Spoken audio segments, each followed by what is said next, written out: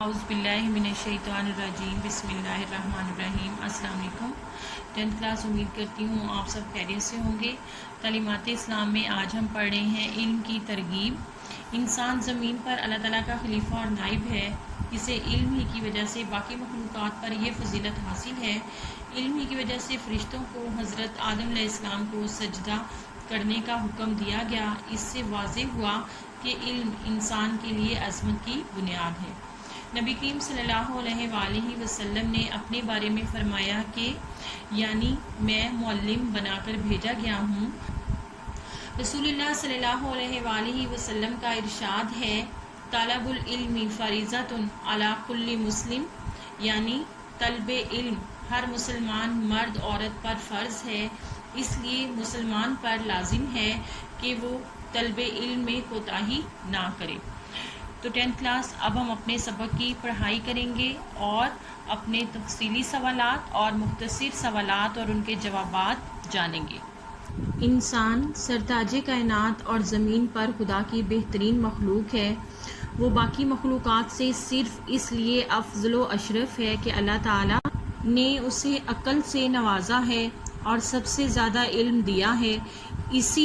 اس علم کی بنا پر ہی فرشتوں کو حضرت آدم علیہ السلام کے آگے جھکنا پڑا اور اسی کے ذریعے ساری کائنات انسان کے لیے مطیع و مسخر ہو کر رہ گئی ہے۔ نبی کریم صلی اللہ علیہ وآلہ وسلم پر سب سے پہلے جو وحی نازل ہوئی، اس میں اللہ تعالیٰ نے سب سے بڑا احسان یہی جتایا ہے کہ اس نے انسان کو قلم کے ذریعے بہت سارے علوم و فنون کی تعلیم دی۔ فرمایا، ترجمہ: اپنے پروردگار کے نام سے پڑھ جس نے پیدا کیا، جس نے انسان کو لوتھڑے سے پیدا کیا۔ پڑھ، اور تیرا پروردگار کریم وہ ہے جس نے قلم کے ذریعے علم سکھایا، انسان کو وہ علم سکھایا جو وہ نہیں جانتا تھا۔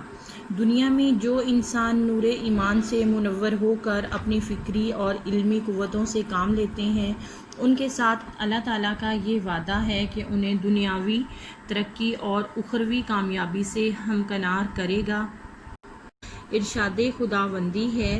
ترجمہ: اللہ تم میں سے ایمان والوں اور علم والوں کے درجات بلند فرماتا ہے۔ ویسے تو سب انسان اللہ تعالیٰ کے بندے ہیں، مگر جو لوگ زیور علم سے آراستہ ہوتے ہیں وہ خدا کے زیادہ محبوب ہوتے ہیں۔ خدا کے نزدیک عالم اور جاہل کبھی برابر نہیں ہو سکتے۔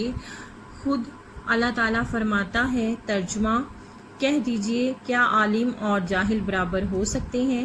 یہی وجہ تھی کہ حضور اکرم صلی اللہ علیہ وآلہ وسلم نے ہر مسلمان مرد اور عورت پر طلب علم کو واجب کیا ہے، اور خود بھی علماء کی محفل کو عابدوں کی مجلس پر فضیلت دے کر علم اور تحصیل علم کی حوصلہ افزائی فرمائی۔ ایک مرتبہ حضور اکرم صلی اللہ علیہ وآلہ وسلم مسجد میں تشریف لائے۔ وہاں دو مجلسیں لگی ہوئی تھیں، ایک ذکر کی اور دوسری علم کی۔ آپ صلی اللہ علیہ وآلہ وسلم نے دونوں کی تعریف کی اور پھر علم کی مجلس میں بیٹھ کر فرمایا، میں بھی دنیا میں معلم سکھانے والا بنا کر بھیجا گیا ہوں۔ مختصر سوالات میں ہمارا پہلا سوال ہے، انسان باقی مخلوقات سے افضل و اشرف کس بنا پر ہے؟ ہمارے اس سوال کا جواب ہے، انسان باقی مخلوقات سے صرف اس لیے افضل و اشرف ہے کہ اللہ تعالیٰ نے اسے عقل سے نوازا ہے اور سب سے زیادہ علم دیا ہے۔ اس علم کی بنا پر ہی فرشتوں کو حضرت آدم علیہ السلام کے آگے جھکنا پڑا اور اسی کے ذریعے ساری کائنات انسان کے لیے مطیع و مسخر ہو کر رہ گئی ہے۔ ہمارا دوسرا سوال ہے، نبی کریم صلی اللہ علیہ وآلہ وسلم پر سب سے پہلے جو وحی نازل ہوئی، اس میں اللہ تعالیٰ نے سب سے بڑا احسان کیا جتایا ہے؟ جواب: نبی کریم صلی اللہ علیہ وآلہ وسلم پر سب سے پہلے جو وحی نازل ہوئی، اس میں اللہ تعالیٰ نے سب سے بڑا احسان یہ جتایا ہے کہ اس نے انسان کو قلم کے ذریعے بہت سارے علوم و فنون کی تعلیم دی۔ فرمایا، ترجمہ: اپنے پروردگار کے نام سے پڑھ جس نے پیدا کیا، جس نے انسان کو لوتھڑے سے پیدا کیا، پڑھ اور تیرا پروردگار کریم وہ ہے جس نے قلم کے ذریعے علم سکھایا، انسان کو وہ علم سکھایا جو وہ نہیں جانتا تھا۔ ہمارا اگلا سوال ہے، دنیا میں جو انسان نور ایمان سے منور ہو کر اپنی فکری اور علمی قوتوں سے کام لیتے ہیں، ان کے ساتھ اللہ تعالیٰ کا کیا وعدہ ہے؟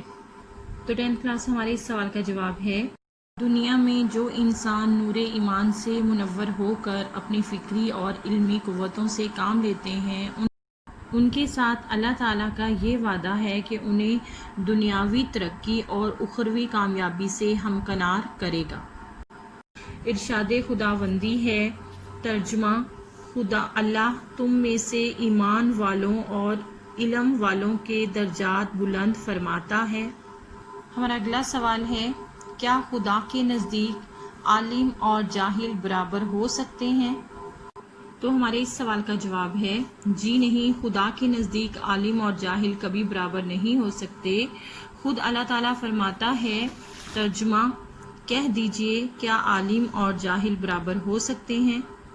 10th کلاس یہ تمام مختصر سوالات آپ لوگوں کے لیے بہت اہم ہیں، توجہ سے یاد کریں۔ آج کے لیے اتنا ہی، کل اپنے اگلے سبق کے ساتھ انشاءاللہ پھر ملیں گے، تو کل تک کے لیے اللہ حافظ۔